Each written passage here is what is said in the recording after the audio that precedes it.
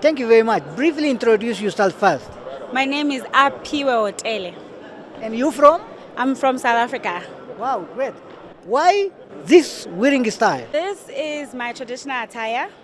I am a Xhosa woman from South Africa, from the Xhosa tribe.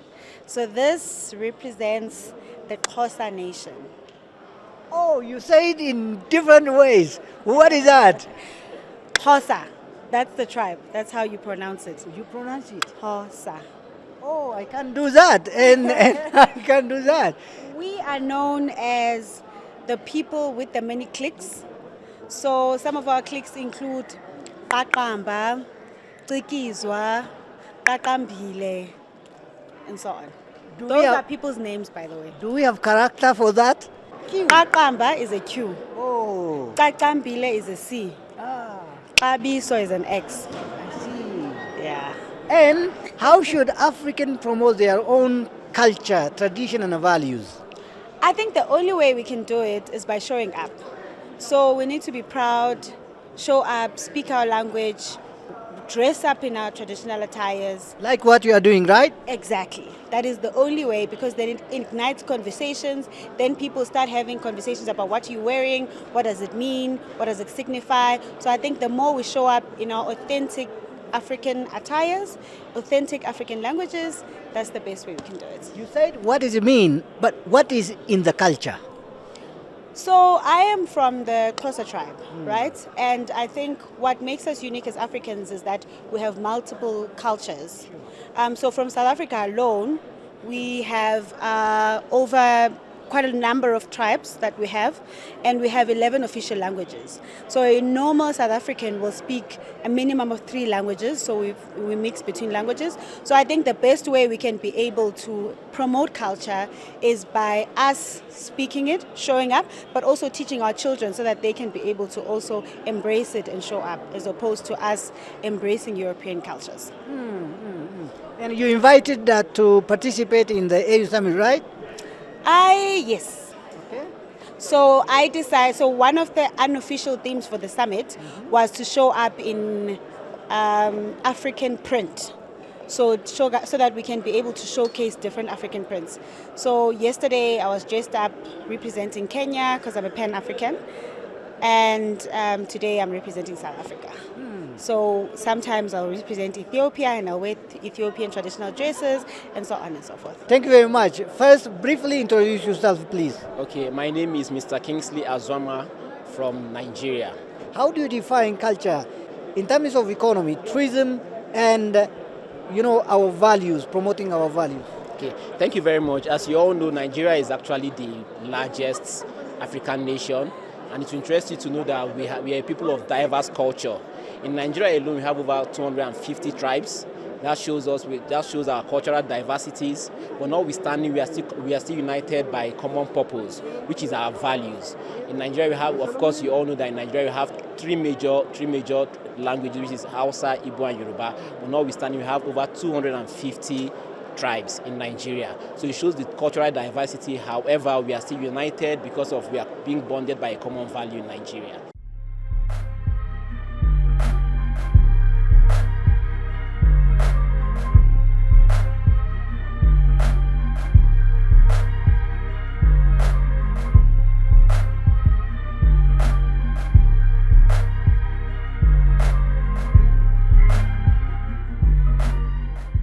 Culture evolves.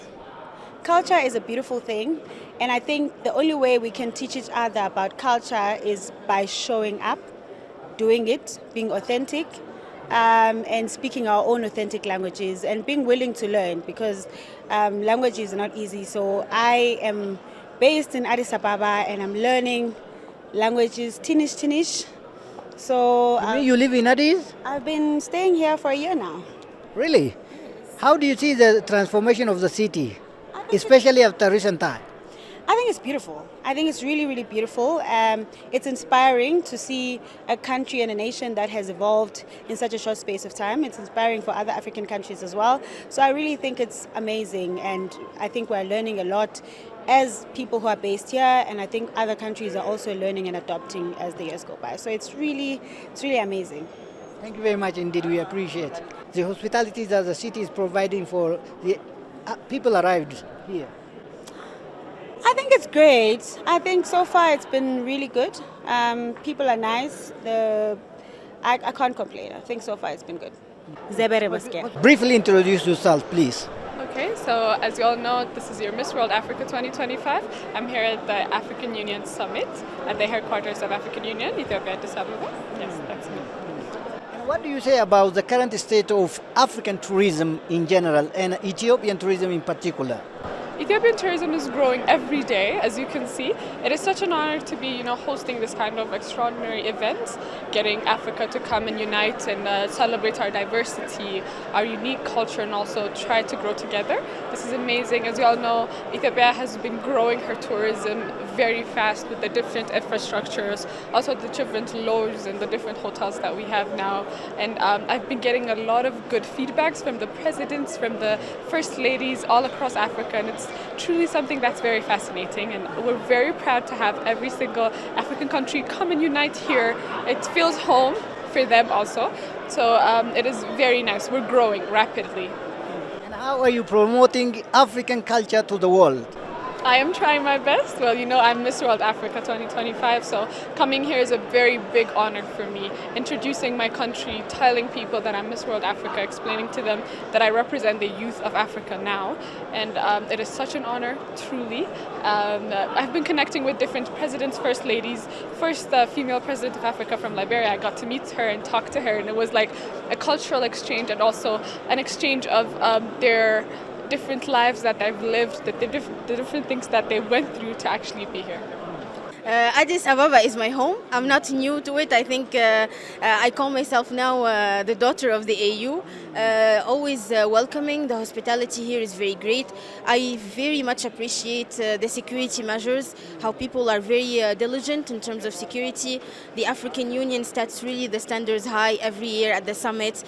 We couldn't be prouder to join the member states here. We are very honored. Ethiopian always shows us the hospitality through coffee, through the traditional ceremonies that you hold, and we are very grateful, and we definitely look forward to visiting again.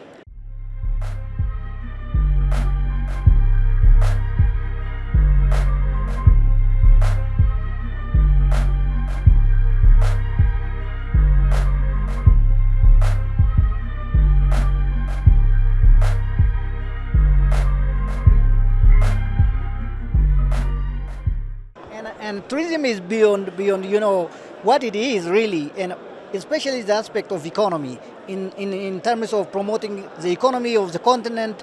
It is one of the pillars of economic sectors in Ethiopia. And what do you say in this regard? This is very true. When I was in Tanzania, I've seen how they use their tourism. They really leverage their tourism. I got to meet the president of Tanzania, and we got to have a little chat, and I can see that they cherish their tourism, and it's like a very big pillar of their economy. So bringing us here, Ethiopia is like the highland of Africa. We have so many things that we can show, and also Africa. Let's talk about Africa since we're here already. So Africa, I've been to different African countries, and I feel like we lack the PR and the marketing. Truly, Africa is the most beautiful continent, you might say, and truly we need to work on that. Different influencers coming here, like the last time, coming here promoting us, promoting our culture, our unique dresses. As you can see, we have so much to leverage from and so much to take and make out of it. And how can we promote that, please? I think the way to tell the untold culture is to tell it yourself. I feel like we have so much to say, but we don't really say it. So saying it very loudly and unapologetically is what we need to do. Being very not only prideful or like having the love for our country, but also share our country. Let the world know, because the world is very connected to social media and internet right now. So it's the best time to actually show our ability. It's never too late for PR. It's never too late to grow. Africa's beautiful, and we know it. We just have to show them the beauty that we have. My name is Pemi Machotina. I'm the Minister for Water in South Africa. You are unique among millions. This is true. Why? Look, I belong in this continent.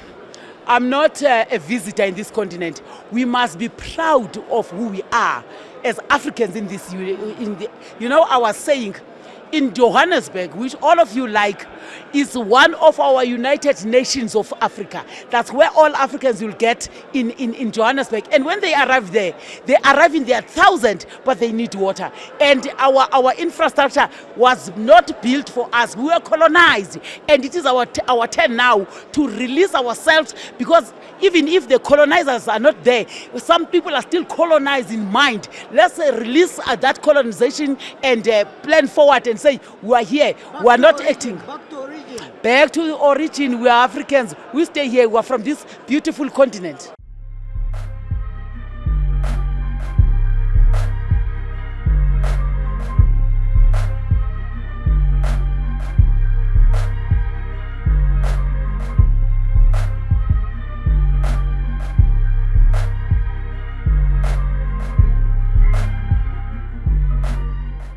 I am very proud of my country. I am very proud of the growth that we had. Different ministers, different delegates from different countries has been telling me Ethiopia is so beautiful.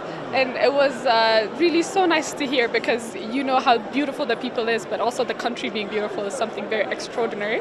So I want to say I'm very proud of my people. I'm very proud of Ethiopia. I'm very proud of everything that has been happening in our country. We're growing, and we're going to grow more in the future.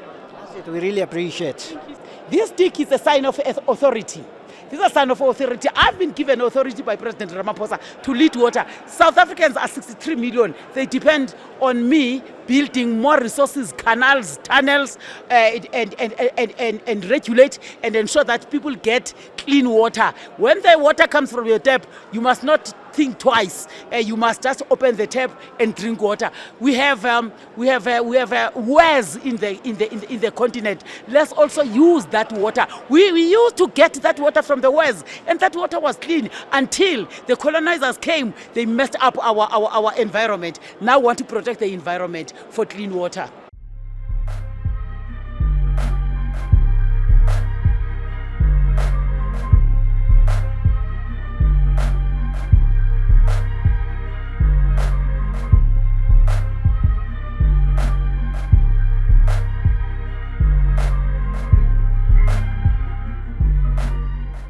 Thank you, and briefly introduce yourself, please.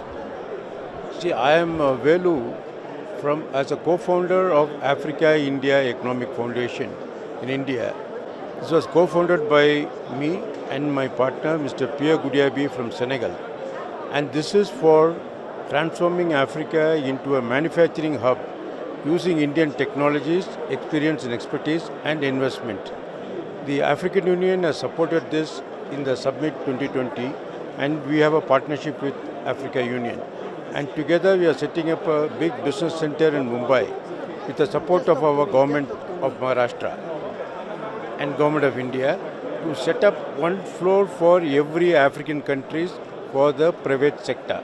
And this will be a very big initiative for Africa to enter into the Asian market. Africa, basically Ethiopia and India, we literally have a same culture bond, because all Ethiopians, you like Bollywood, you like our pharmaceutical comfort, healthcare, and India also we come to Ethiopia regularly for holidays, and we like the Ethiopian culture, and the people are very closely bonded with Indian people.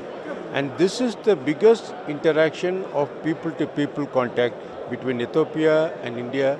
Recently, our Prime Minister was in Ethiopia, and he has given a big thing about Ethiopia to India, and they are encouraging Indians to come into Ethiopia for investment and tourism. Especially in connection with investment, many Indians are investing in Ethiopia, and not only investment, but also in terms of education. Many Indian scholars are, working in Ethiopia. And what do you say in this regard? So in this regard, what will happen, this is a good step for Indians investing and working here.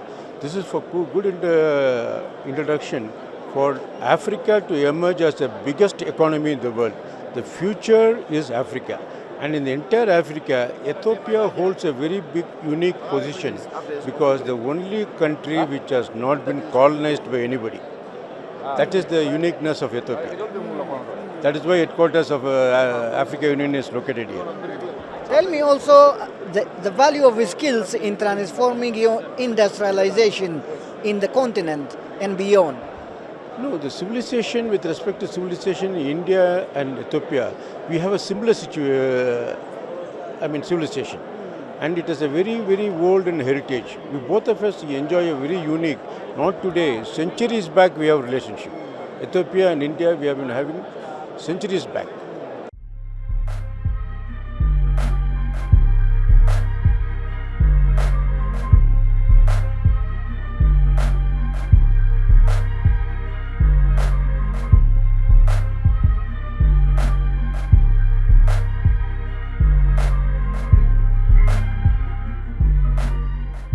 I'm from Nigeria. My name is Chinwe Zenwa.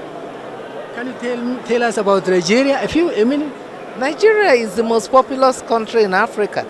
We have a population of over 250 million people. It's the giant of Africa. Exactly. Yes, and the home of commerce. This is woven ashoke, made in Nigeria, woven in Nigeria, made by my company that has been in existence for 40 years. I came for private sector meeting yesterday, and I'm one of the first Africans to export under AFCFTA. It's won by royals, people who are distinguished, or the elderly people. Because in Africa we have to cover our hair. This is not my first time, it's not my second time, it's not my third time, and it's not going to be my final time. Addis is growing better every day. Their infrastructure is improving, and the welfare of the people looks like it's improving.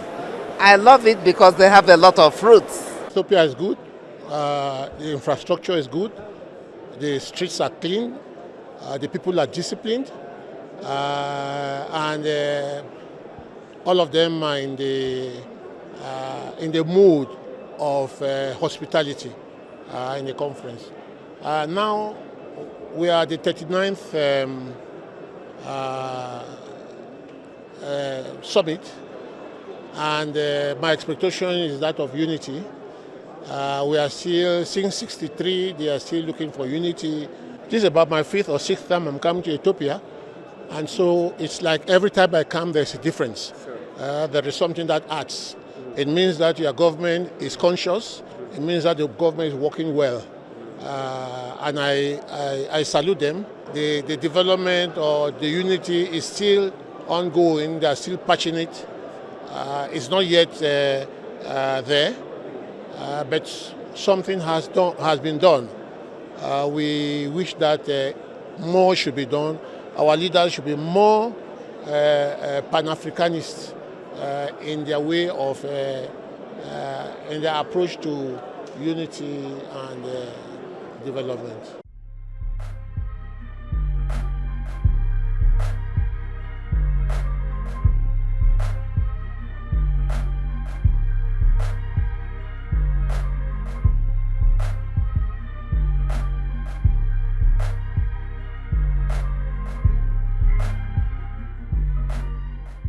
I believe all of us, we have a role to play to support. This is a collaboration that we are seeking for at any level, at a global level, at a continental level. We want collaboration. Those that will bring, whether it is expertise, whether it is monetary, or whether it is anything, at national level, the same. At school level, the same. We need collaboration, we need support. In whatever kind, women leadership is vital, especially in school, because they don't only provide the leadership within the school, but they also provide the motherly care. Yes, they are more, they are good listener, they are good carer, and I believe their schools are always well managed. I think the study has that, research has that school principals that are of females, the discipline is very high, the performance is also very high, and there is always a very good interpersonal relationship, and I think it is important also for women to advance into this leadership. Those that have merits, and then I know that a lot of women, they are taking up this leadership role, they are challenging this leadership role. So it is the time. It's the time for me. It is important, girl child. I want to encourage you that you should take your study very seriously. The sky is the limit. You believe in yourself, be committed, be disciplined, and listen to what your parents are giving you, the advice that they are giving you, the role model in your community, and be the change. The conflicts that are in Africa are not made by Africans. These conflicts are imported. Other people's interest that comes, they want to play it out in Africa. So we just need to be united and be amongst ourselves, because otherwise, if we are scattered, if we are not united, people from outside will come and take all of our resources, and that is not correct. So that is the sources of crisis in Africa now. The fight for resources by the Europeans, the Americans, the Chinese, and the rest. And when we speak about peace, it's not just about conflict itself, but also the scenarios that we are seeing from the pandemics, such as the COVID-19 or the climate change. Or these are also threatening our peace and stability in Africa. What we can do is try to make more dialogues, more room for interfaith dialogue, more room for our leaders to meet and to have mediation efforts increased. We need to increase the funding also to the mediation missions all over Africa, so that we can increase dialogues among member states. And I'm seeing that the diplomatic missions as well are really working towards sustaining the conversations around peace and security. The African Union also is leading on that in its role as a mediator to the member states. So I'm very confident that we will continue working and we will continue implementing the efforts to sustain peace, even though it's really challenging today, but we do our best to make sure that Africa remain resilient together. I want you also to add the indigenous values and the indigenous knowledge to utilize to sustain peace in the continent. Sometimes it is overlooked and we are seeking solution from somewhere else. What do you say on this? It's always good to not stay closed as a continent. The openness is good in the sense that it brings added value to the continent. We should not overdo it so that we don't lose our own identity as a continent. Africa should always remain committed to its values. Yes, the openness to the global arena is very important for us because we still need somehow the engagement and the cooperation. It's serving our people. It's serving our continent. However, we always have to remain committed to our internal values, internal resources, and we remember that we have one of the richest continents and we have one of the youthful continents. That itself can help us reflect on what can be done better for the next 3 years, especially that Agenda 2063 is our blueprint, and we should really consider working on it and identify the gaps and where we can do better as a continent.